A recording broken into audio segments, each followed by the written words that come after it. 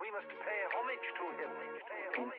Welcome to the Heavy Spoilers Show. I'm your host Definition, and it seems like the sharks are already circling on the Joker movie, and it looks like we're going to get the PC brigade out in full force trying to take down this movie. This comes in the wake of Robbie Collin from the UK newspaper The Telegraph asking Joaquin Phoenix during an interview if he thinks the Joker might perversely end up inspiring exactly the kinds of people it's about, with potentially tragic results. To me, this is just a pretty stupid question, and I would say more that the Joker is influenced by real world events rather than the other way around. It's the classic of the media trying to blame things like video games and movies on real world violence, when several studies have shown that there's not really any correlation. Phoenix, rightly so, got up and walked out of the interview, asking Collin why he would ask such a question, and he reportedly had to be calmed down by Warner Brothers staff before returning to finish the rest of the interview. Now, you can probably tell that I completely agree with him. I think it's pretty clear, and has been for the past couple of weeks, that since Joker started getting positive reviews and even Oscar buzz, that a lot of media outlets have been trying to trash the movie and bring it down because they don't really like the message that's been portrayed in it, even though most of them probably haven't seen it. Anyway, a couple of weeks ago, the film got labelled as problematic by several woke reviewers, and to me, more than anything, it just kind of highlights the hypocrisy that exists in movie reporting today. So basically, the film is being bombarded with bad reviews focused on its subject matter, rather than the execution behind it. If you go on Rotten Tomatoes, you'll see some of the following. The movie is indeed terrifying, but that's because it's horrifically, unintentionally insightful of how such men are viewed, both from without and within. 3 out of 10. That's by Andrea Thompson from The Young Folks. Emma Stefanski from Thrill List says, the movie isn't badly made or even ugly to look at, but there's a mean, smug little heart at the centre of it that, at best, irresponsibly frames a familiar male power fantasy as a revolutionary act. Leah Greenblatt from Entertainment Weekly says, a movie with the message this one hammers home again and again feels too volatile, and frankly too scary, to separate from the real world violence committed by young men like Joaquin Phoenix's Arthur Fleck in America almost every day. Like, they're admitting that the movie is really well made, but they don't like the fact that the film's challenging, or the thing that it centres around. Now, these reviews kind of scream to me the sheer contradictions and double standards that we have in online media these days, and how, depending on if you switch things like gender or race for a film, it can either be labelled as problematic or empowering. For example, the recent movie Hustlers, starring Jennifer Lopez, is basically about strippers drugging and robbing men, and this is labelled as empowering and something that's great for women. However, the movie stars Cardi B, who earlier this year admitted that before becoming a rapper, she had drugged and robbed men, yet nothing bad is being said about this, and the movie is not being called problematic, even though it happened in real life.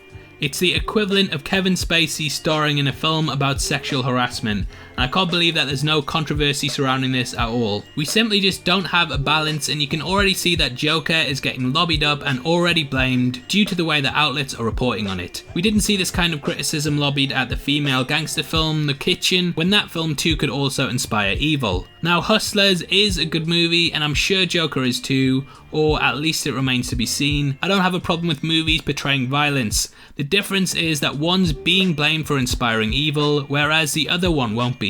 Now, you can make a great film on any subject matter. Again, I have nothing against violent movies, whether they've got male or females or people of any race in the role, but there's a huge double standard where something is viewed as being negative, whilst others are being viewed as positive. The main thing behind this is that Phoenix is just doing his job, and to say that he could be inspiring evil is completely misguided and pretty insulting. Rather than focusing on the fact that Phoenix lost £50 for the role, or is getting a lot of Oscar buzz, instead questions like this are given airtime because that will drive clicks. Like, put yourself in Phoenix's shoes. How do you even answer a question like that? There's two ways. Either you say yes, it will inspire evil, and the newspapers go off and write their shock and outrage headlines, or you say no and they go off and write their shock and outrage headlines about how you're not taking responsibility.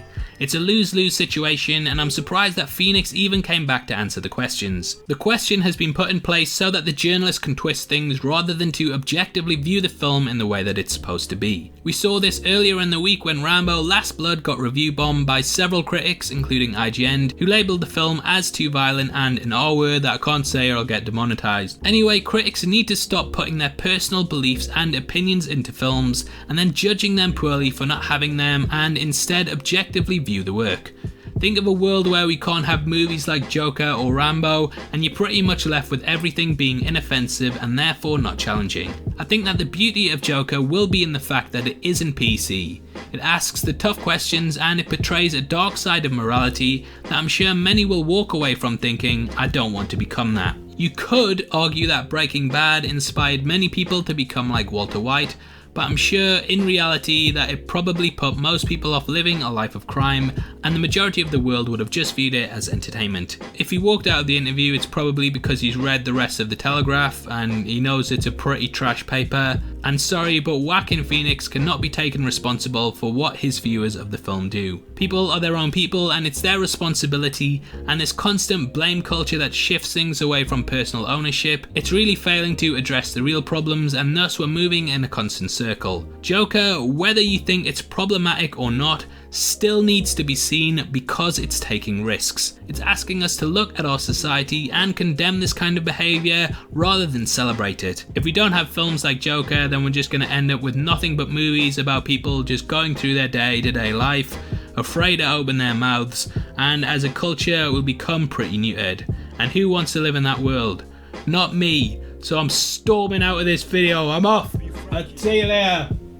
Now obviously I'd love to hear your thoughts on this, and if you think Joker is getting bombarded with bad reviews because the media have an agenda or not. Comment below and let me know, and if you enjoyed this video then please like it, and if you want to see something a little more lighthearted then make sure you check out my breakdown of every time that Mysterio was in the background of a scene in Spider-Man Far From Home. I go over all of the things that you missed in the movie, so it's definitely worth checking out if you want to know more. If you want to come talk to me on Twitter about movies, TV shows, games, comic books and Joker, then make sure you follow me at DefinitionYT. It's the best way to get in touch with me and is the perfect place to suggest new videos and content, so hopefully I'll see you over there after this. Also just want to let you know that we're giving away a free copy of Spider-Man Far From Home on Blu-ray, and all you have to do to be in with a chance of winning is to like this video, make sure that you subscribe to the channel and leave your thoughts on this story in the comment section below. The winner will be chosen at random on October the 15th and the Blu-ray will be shipped out from then to whoever gets a prize, so best of luck to everyone who takes part.